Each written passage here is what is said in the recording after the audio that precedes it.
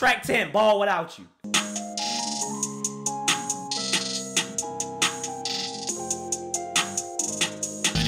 This might be the first slow track I like. Rather have loyalty than love, cause love really don't mean jack. See, love is just a feeling. You can love somebody, still stab me in their back. It don't take much to love. You can love grenaded on the rose petals. Damn. You was my rock, heavy metal.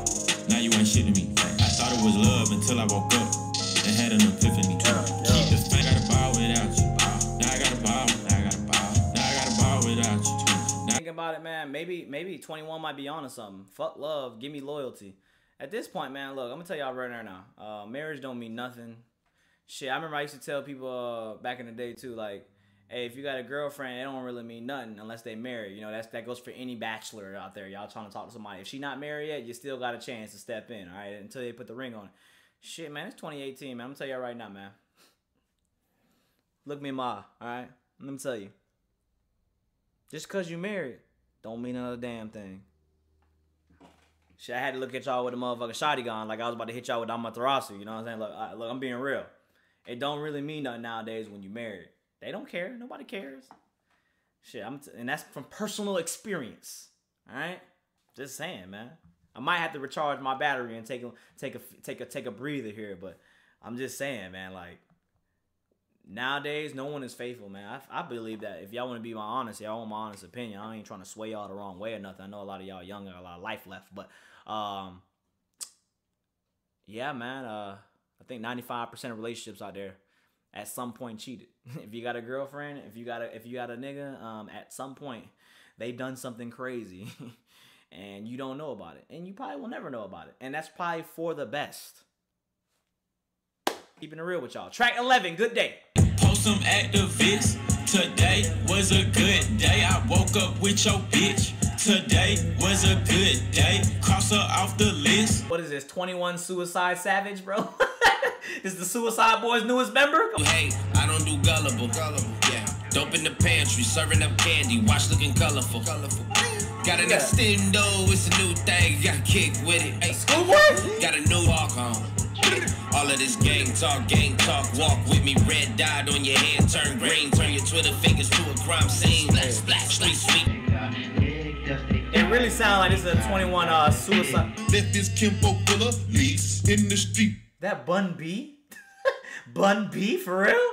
Killer, thought driller. If in Tennessee we got real hitters, drug dealers, cop killers, gang spitters, sauce strippers. Or is that Block Boy JB? Put in the comment box below, man. I ain't trying to look at the track list. I want to guess who this is. It's either Bun B or Block Boy JB. All about that sack, ran up on me 45, blew out his back, rack. Is that Crunchy Black? Dang, I don't know who the hell that is. Is this somebody from Memphis? It's not Juicy J. What, Project Pat? Crunchy Black? Who? Which one? Who is it? Day. I think that 21 Savage should have got a collab with Suicide Boys because I felt like that it was that dark vibe. You know, it definitely would have fit the Suicide Boys. I felt like Scrim would have ate that. Not, you know, y'all know I like Ruby. Ruby is my favorite, but I felt like Scrim would have ate that personally. You know, I don't know who the second feature was, but I'm you know, the beat did fit Schoolboy Q. It kind of sounded like the you know, 21 Savage was on there. He was just giving the hook. You know, which is respectable. You know what I'm saying? That's not really 21's vibe. You know, he's more of a trap bass artist. He needs some bass. He needs some boom in there. And, you know, kind of, and like I said, the trap sound. That right there was a dark, violent sound. I don't think that really fits 21. Get in the comments below alone. Let me know who was that second feature, though. And then let me know if y'all think that Scrim would have killed this shit for you Suicide fanboys. Track 12, Padlock. Live, dog. Or be a long-lived dog. Straight up. I'm a big dog, you a Cheerio. Okay. I don't gotta talk loud, bet you hear me though. Straight out. Catch me now, I'm bad in traffic. 21. Wait for the deal, I was trapping. 21. Stop, can't stop, won't stop. Heart so cold, got a padlock. He ain't in the field, he a mascot. Paid. She ain't really worried about horn, she worried about jail cause she know I don't play. Alright, another example, man, when I said like it's just not my cup of tea. Like I know y'all like, some of y'all like to slow down 21. No, it's just not for me, man. It just doesn't resonate with me well. It doesn't sound sonically pleasing. I think that, you know, 21 just needs to stay in his lane. But he's going to try different things on here because, like I said, you can't have 15 tracks of the same thing. So I get it. I just don't like it. Track 13 is Monster, the one with Gambino. Finally. The money and the fame make a monster. A monster. Smoke song. Hit it so good, my choke song. I pull out the game so weak. Fuck it, you can go and have both on. Zone 6, nigga, I come from. Neighborhood sounding like pop, pop. Most of you average ain't faded, no static. I'm busting, he might be an addict. He drinking that tussin', he know where you live, where you work, do you trust him? Okay. No. The money and the fame. Really got a booty, I'ma grab it. In the fast lane, tryna dodge traffic. But I ain't never dodged no static. War rules, I got scars.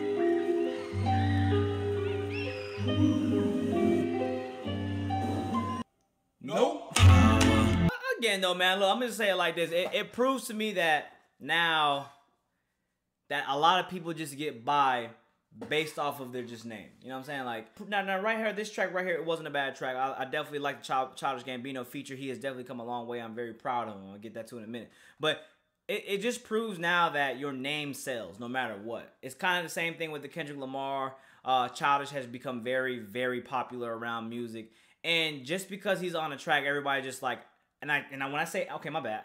Y'all take stuff too literal, man. Okay, let me be exact. When 31 to 50 people message me and DM me and say, bro, Monster, best track on this album. Why do they say that? Because automatic Gambino starts rapping, they say it's fire. I like the way Gambino raps. I've been listening to Gambino since camp. Since goddamn Freaks and Geeks. You know what I'm saying? Like, I've been listening to Gambino for a while. I used to remember when people thought Gambino was corny as hell. You would not catch anybody from the hood. Most people from the hood listening to Childish Gambino because they thought he was just a weird kid. Gambino was on an up-and-coming rise, and no one was really paying attention. Plus, he was on Saturday Night Live, so it was really just a joke. No one really took it serious. And now, you know, Childish Gambino, This Is America, more popularity. You know what I'm saying? He made, what was that, Kawhi. That was a fucking mixtape he made, the Stone Mountain one. And then, like, everybody's starting to feel him. He made because of the internet, people started feeling him. Like, I would never have thought to see a Childish Gambino feature on a 21 Savage. Those are two different artists from the same area, just two different artists. So the track was really good. I didn't like 21's part.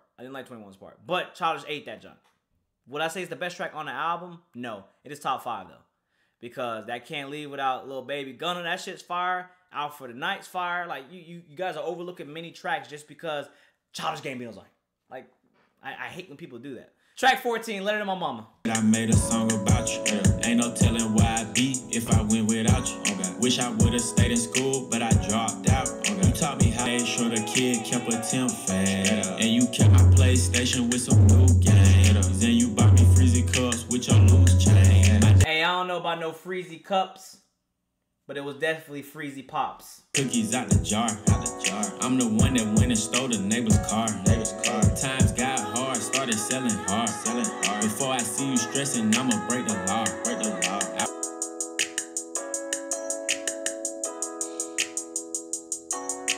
Not the most amazing track, man, but the message was definitely there. What y'all gotta understand is there's a lot of things that 21 Savage spoke in that track that goes on, and you know, it's just like a cycle that goes on through struggling families and you know, struggling areas, mostly the hood, urban areas. I know a lot of y'all really don't understand when y'all listen to this music, and sometimes y'all kind of overlook the message of these tracks right here. But you know, like when he said that you know, I'd rob and steal before I see you stressing.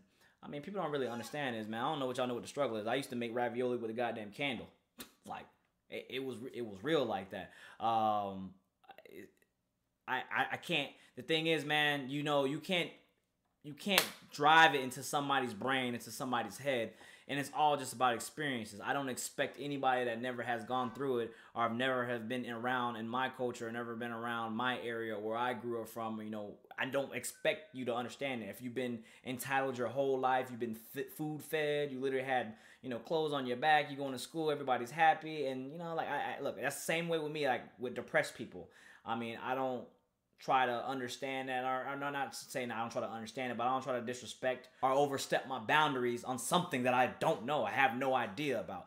So like when it comes to this right here, like, you know, letter to his mama, you know, his mama got in them freeze cup with loose change, you know, always had games to play, always had something to do, because little stuff like that, you know, it keeps your mental going, it keeps you going, it keeps you getting by. I think another thing too is I'm glad I'm happy where I came from, because, you know, not having all of it doesn't really affect me. I don't need all the designer shit. I don't need all the clothes, and I don't need all the cars and stuff to be happy, because I wasn't raised like that. You know what I'm saying? So I know a lot of y'all really look like, I've seen some bratty look. Now I live in, you know, outskirt of Tampa. You know, I found myself liking white girls. And a lot of some of these white girls are very spoiled. I'm not trying to say all of them. I'm not trying to be racist. I'm just talking about from what I experienced. I'm from Miami. All the Spanish, the Zoes, the blacks, Islanders. I had 2 white girls in my high school. I was one of the 2 black guys in my high school when I moved the outer Tampa, you know what I'm saying, outer Tampa area. There was like actual Tampa, yes. Where I live at, no. I live in like 25 minutes away from downtown. So when you think about it, I was surrounded by rich white girls. I mean, it is what it is. And a lot of them felt entitled. If they didn't get a Benz, or if they didn't get the new car, or they didn't have the new iPhone, then they were really upset. And it really like upset them. You know what I'm saying? It was just like, it was the feeling of entitlement. And my thing is just like, damn, you know, I'm not saying that's the only race. I'm just saying that's what I experienced when I moved. You know, I came from nothing, so I was happy just playing basketball all day. I had to walk to school. I didn't drive till I was 19. I mean, like, this is all real shit.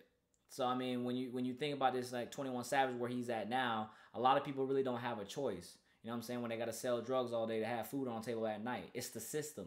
That's what people don't understand. The trap. That's what I like Big Boy said. Trap. Go ahead and marinate on that. You know what I'm saying? Like, people don't really get that. So when you listen to the songs, like, yeah, oh, like, I like this hip hop. You know, like, I mean, it's a very touchy side of music, when people kind of like look at the bigger picture. Like, why do people, you know, growing up listen to rap music, and why is rap music the way it is now? Rap music before was a uplifting voice. It was poetry. It was a way to get through. On the black side, it was a way to get through. It was a way to speak your emotions. A way, like, that's why a lot of people that have that old school feel love J. Cole, because J. Cole speaks on experience. J. Cole speaks where he's from. That's what. Yes, y'all may love the bars, and the one thing about Eminem, the thing about Eminem too is, like, when you look at the future, right? Before previous Eminem, we got that. We got that pain. You know what I'm saying? Eminem was from that struggle, so he spoke on that. You know. But then now we get to this M now, where he's just saying the laughing, he's talking, I'm talking where I'm walking, and then I'm walking. Like, it's just like, yes, he has bars, he knows how to use rhyme schemes, but you ain't saying nothing.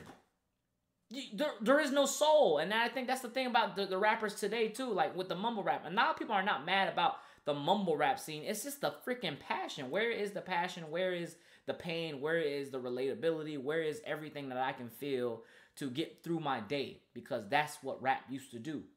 It got you through his day, because, you know, people played it at barbecues. It was just good. It was good times, man. And I felt like it's being disrespected because it's being more popularized around the world, and more cultures are, you know, indulging in rap, and that's what's happening. It's not what it once was, because of, I don't know. I'm getting into a deep subject right now, and I know I have one track left. I don't want to like go too much about it, but that's just my one piece on it, man. And the last track is 4L. At the bottom of the hill, straight up. Tryna dig savage, that'll probably get you killed. Okay. I get my shooter smoke, I think he finna spill. I'm so slaughter gang, I'm a nut on her face. Captain Saber hoe, you might get shot in your cake. Oh God. What that nigga said again? I got niggas down the road for a block, they'll shake you. Oh God. Give me head in a brand new car. Yeah. Hit her from the back, need Geico. She got back cause the nigga made her stay in the house, so I got the bitch lipo. He said hit her from the back, need Geico? What?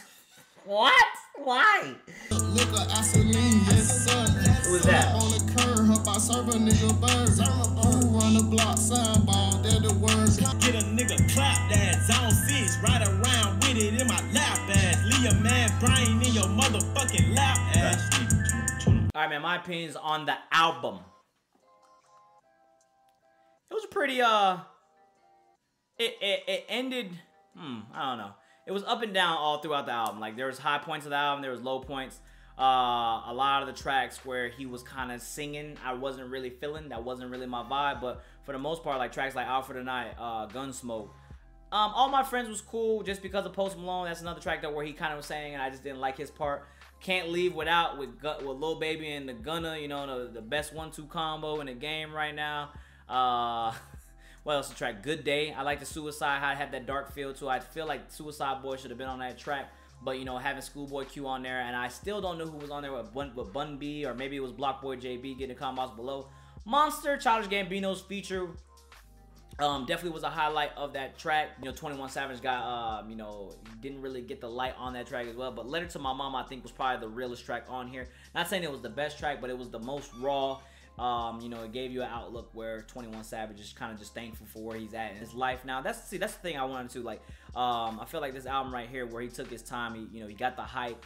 He had like crazy still streams and crazy listens through Spotify, even not putting music out this year. He was a great feature artist on a lot of tracks, like, you know, with who do you have, like the Metro album, and then, you know, being on Travis Scott's album. So, you know, he stayed busy, but at the same time, you know, he kind of just worked on himself, and that's all I can really ask for, man. You know what I'm saying? Like, you know, when people give you, I think we should all learn from Tekashi's situation. You know, like I said it too, sometimes you can't help where you're from, but this is a prime example as well. Like 21 Savage, he's from Zone 6, he's from, you know, the hood of Atlanta, and now he lives in LA. He got away from that life, he learned his lesson, he brought his homies with him. You know, he's trying to do right for himself. You know, he's not trying to be too flashy. Obviously, you can't take away the appearances and, you know, the tattoos, but, you know, the tattoos shouldn't represent who you are. I think, you know, like a lot of people are hit with that taboo of, you know, having tattoos on your face, or having tattoos, period. You know, you're some kind of thug, or you're some kind of gangster, or some kind of, you know, bad dude up to no good at all. And I think that 21's just trying to get away from all that. You know, that's his past. He's here to stay. He's making music. The album, though, was all right. It was better than a lot of albums that were released this year. Definitely some of these tracks I'm gonna take from him, I'm gonna listen to it, I put it on my playlist. It is better than It's an album.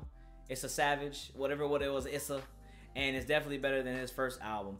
He had a lot of tracks on here where you can see that he grew up, and he had these features on here. I think he chose the right features to have all throughout the album. My favorite tracks on here were a lot featuring J. Cole, Out for the Night, Gunsmoke, All My Friends, Can't Leave Without.